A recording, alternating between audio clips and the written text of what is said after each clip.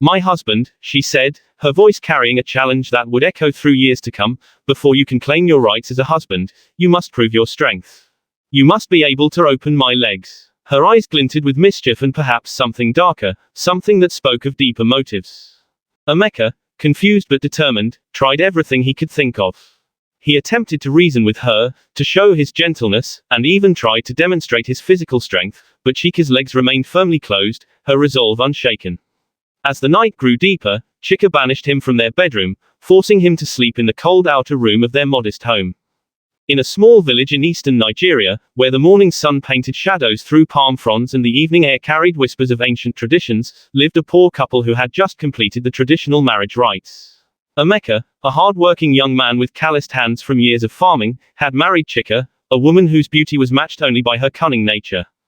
Their wedding celebration had been modest, with palm wine shared among close family members and traditional dances moving to the rhythmic beats of talking drums. But as night fell and the newlyweds retired to their small mud house with its thatched roof, Chika revealed her true intentions. My husband, she said, her voice carrying a challenge that would echo through years to come, before you can claim your rights as a husband, you must prove your strength. You must be able to open my legs. Her eyes glinted with mischief and perhaps something darker, something that spoke of deeper motives. Emeka, confused but determined, tried everything he could think of. He attempted to reason with her, to show his gentleness, and even tried to demonstrate his physical strength, but Chika's legs remained firmly closed, her resolve unshaken. As the night grew deeper, Chika banished him from their bedroom, forcing him to sleep in the cold outer room of their modest home. The next morning, as roosters announced the dawn and market women began their early trek to neighboring villages, Emeka made a decision that would alter the course of his life. Standing in their small compound, with dew still clinging to the leaves of the Adala tree, he announced his intention to leave. I will go and make myself worthy, he declared, his voice firm despite the pain in his heart. I will return when I have gained the strength to meet your challenge. Chika's response was a simple nod, her promise to wait carried on the morning breeze like a fragile leaf. With nothing but a small bag containing a change of clothes and some kola nuts for the journey, Emeka set out toward the rising sun. His feet carried him across streams and through forests until he reached a neighboring kingdom, one known for its mineral wealth and strong warriors. In this new land, Emeka took up work as a vigilante security guard. But he was not content to be ordinary. Each morning, before the sun kissed the earth, he would train. While others rested during their breaks, Emeka pushed his body to its limits. He learned the art of combat from veteran warriors, studied the movements of predators in the forest, and built his strength until his reputation began to precede him. Stories spread of the guard who could wrestle a lion with his bare hands. Tales were told of how he could lift fallen trees that blocked pathways, and how his eyes could pierce the darkest night to spot danger from afar. The local children would gather to watch him train, their eyes wide with wonder as he demonstrated feats of strength that seemed impossible. But fate had greater plans for Emeka. The kingdom found itself under attack from a powerful neighbor who coveted their mineral wealth. The king, old and wise, made a proclamation that would change everything. Whoever could lead their forces to victory would inherit the throne, as his own sons had perished in previous battles. The war that followed was fierce and brutal. Warriors fell like cornstalks in a storm, but Emeka stood like an Iroko tree, unmovable and powerful. He led charges against the enemy, his voice carrying across the battlefield like thunder. His tactical genius, combined with his extraordinary strength, turned the tide of battle. Enemy soldiers would flee at the mere sight of him, his reputation having grown to near mythical proportions. When victory was finally secured, the old king kept his word.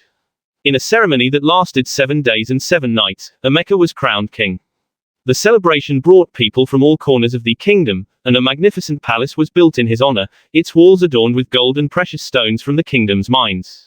Yet, despite his newfound power and wealth, Emeka's thoughts often drifted back to Chika.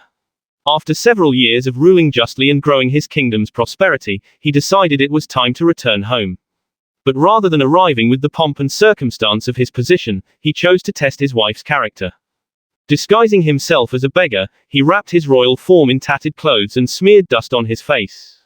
His only possession of value was a sacred flute, an instrument of pure gold that only kings were permitted to possess, its surface etched with ancient symbols of power. Upon reaching his old village, he was confronted by local guards who demanded a passage fee.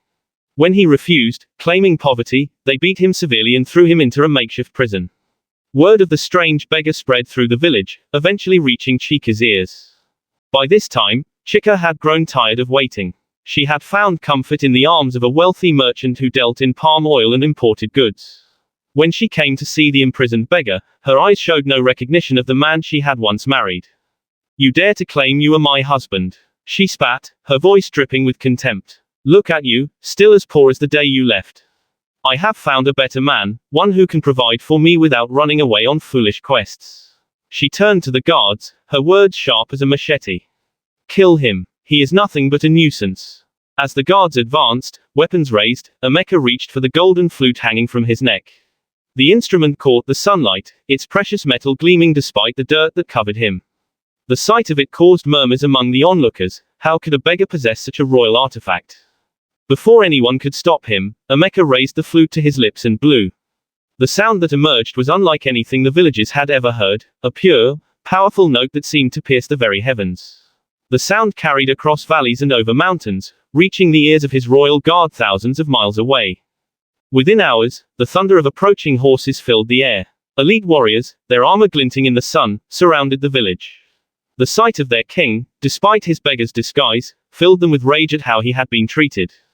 Emeka rose, wiping the dust from his face, and his true identity was revealed. The villagers fell to their knees, terror and awe mingling on their faces. Chika, who had shown such cruelty moments before, tried to flee but was quickly apprehended along with her merchant lover. "You chose material wealth over loyalty," Emeka proclaimed, his voice carrying the weight of his position.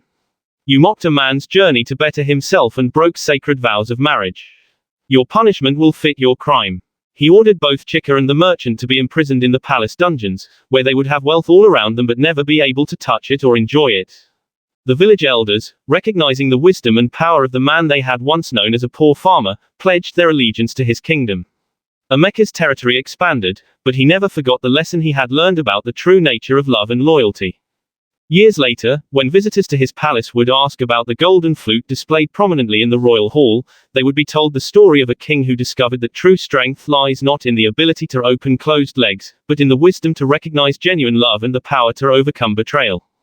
The tale of Emeka and Chika became a popular story told around evening fires, a reminder that character reveals itself not in times of prosperity, but in moments of hardship. Parents would tell their children that true worth is measured not by what one owns, but by the strength of one's principles and the purity of one's heart. Answer: in the annals of the kingdom's history, Emeka's story was recorded not just as a tale of a man who became king, but as a lesson about the dangers of superficial love and the importance of staying true to one's path, regardless of the challenges faced along the way.